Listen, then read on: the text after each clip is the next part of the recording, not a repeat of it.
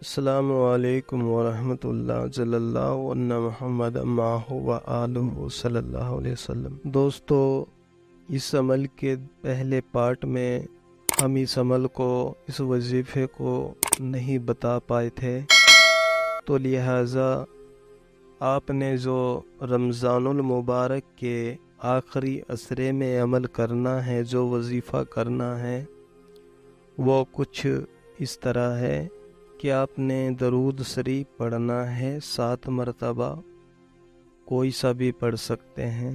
اس کے بعد درمیان میں آپ نے 41 مرتبہ سورہ قدر پڑھنی ہے۔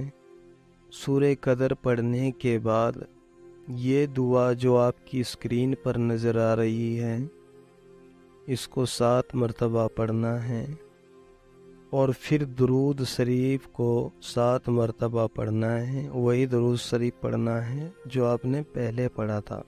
حضرات، یہ عمل آپ کچھ دن کریں گے، رب کے فضل سے آپ کے پاس دولت ہی دولت ہوگی۔ آپ یاد کریں گے کہ کسی بھائی نے کوئی عمل یا وظیفہ آپ کو بتایا۔ دوستو، ہم نے پہلے پارٹ میں ایک دوسرے عمل کا بھی ذکر کیا تھا، وہ کچھ اس طرح ہے۔ آپ نے درود شریف 3 مرتبہ پڑھنا ہے، کوئی سا بھی پڑھ سکتے ہیں۔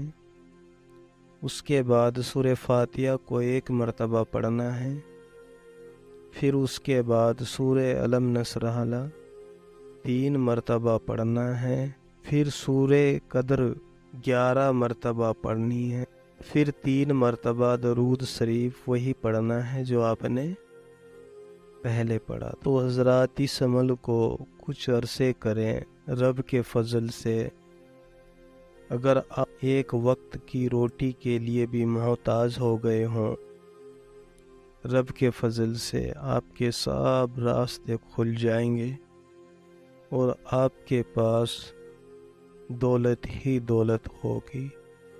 آپ دل کھول کے اس کو خرچ کر سکتے ہیں اور اپنے اخراجات پورے کر سکتے ہیں۔ دوستو، ہماری حوصلہ افزائی کے لیے ویڈیو کو لائک کریں۔ ملتے ہیں اگلی ویڈیو میں، جب تک کے لیے اللہ حافظ۔